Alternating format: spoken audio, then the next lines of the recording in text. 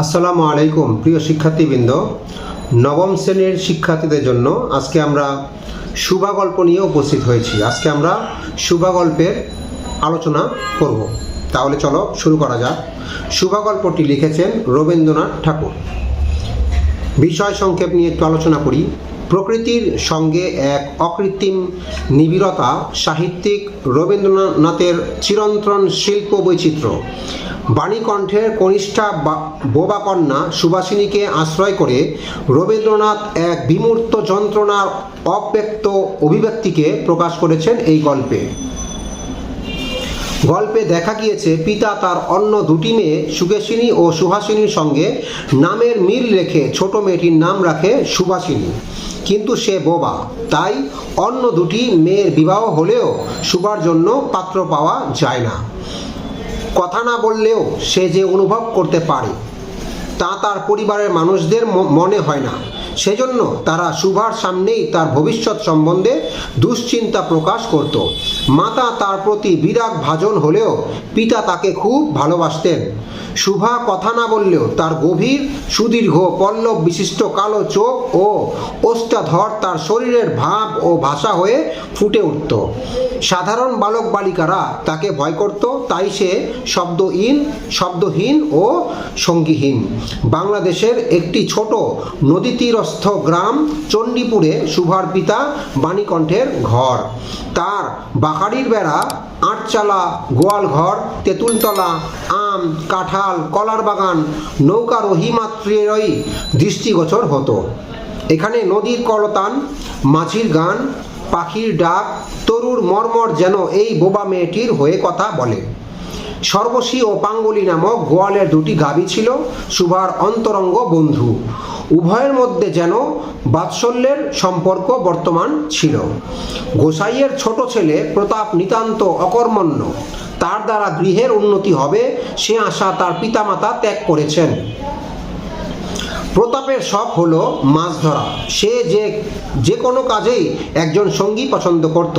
মাছ ধরার সময় নির্বাক সঙ্গী ভালো, তাই সে সুভাকে মর্যাদা দিত, তাকে আদর করে সু বলতো। সুভা তেঁতুলতলায় বসে থাকলেও কোনো অভূতপূর্ব কাজের মাধ্যমে প্রতাপের দৃষ্টি আকর্ষণ করতে চাইত, কিন্তু পারত না। ক্রমে সুভা যৌবনপ্রাপ্ত হলো। কন্যা ভারগ্রস্ত পিতামাতা সমাজে নিজেদের অবস্থান যথাযথ রাখতে কিছুদিনের জন্য কলকাতায় গেল। সেখানে সুভাকে পাত্র দেখতে এলো। পাত্র সুভার বাকশক্তিহীনতার কথা না জেনেই তাকে পছন্দ করলো। পঞ্জিকা মতে শুভ লগ্নে তাদের বিবাহ হলো। পিতামাতা বোবা মেয়েকে অন্যের হাতে দিয়ে কন্যা দায় থেকে ভারমুক্ত হয়ে দেশে ফিরে গেল। কিন্তু কিছুদিন পরেই সুভার বর তার এই অক্ষমতার কথা জেনে দ্বিতীয়বার এক ভাষা বিশিষ্ট কন্যা বিয়ে করে আনলো। এখন আমরা নামকরণের সার্থকতা, নামকরণ নিয়ে কিছু আলোচনা করি। লেখক সাহিত্যিকরা তাদের সাহিত্য সৃষ্টির ক্ষেত্রে নামকরণকে বিশেষ গুরুত্ব দান করেছেন। তাই নামকরণ হয় বিশিষ্ট প্রকরণের ওপর ভিত্তি করে। কখনো তা হয় চরিত্রকেন্দ্রিক, কখনো ঘটনাকেন্দ্রিক, কখনো বা ব্যঞ্জনাধর্মী বা উপমাবাচক। রবীন্দ্রনাথ ঠাকুর তার আলোচ্য গল্পটির নাম রেখেছেন শুভা, যা গল্পের মূল চরিত্রকে কেন্দ্র করে নির্মিত হয়েছে। চণ্ডীপুরের অধিবাসী বাণীকণ্ঠ তার 3 কন্যার মধ্যে ছোটটির আদর করে নাম রাখেন সুভাষিনী। অন্য সকলের মতো মেয়েটি বেড়ে ওঠে আর ধীরে ধীরে জানান দেয় যে সে সব বোঝে, সবই পারে, তবে সে কথা বলতে পারে না। মায়ের লাঞ্ছনা তার নিত্য সঙ্গী, অবহেলা তার অমূল্য প্রাপ্তি। তবুও সে প্রকৃতির কোলে প্রকৃতির আদরে ভুলে থাকে সংসারের সমস্ত বেদনা। নদীর কলতান, পাখির ডাক, পাতার মর্মর বন্ধুর মতো তাকে আনন্দ দেয়। সে নির্বাক, তাই সবাকের মধ্যে তার আনাগোনা কম। গোয়ালের 2টি গরু, একটি ছাগল আর একটি বিড়াল শাবক তাকে যেন অনেক কথা শোনায়। তার মনের যন্ত্রণাকে লাঘব করে গরু 2টি, আর বিড়াল শাবকটি দ্বিধাহীনভাবে তাকে কোলের উষ্ণতার ভাগীদার হয়ে ওঠে। ধীরে ধীরে বেড়ে ওঠা মেয়েটির মন পরিবর্তন হয় জীবনের নিয়ম মেনে।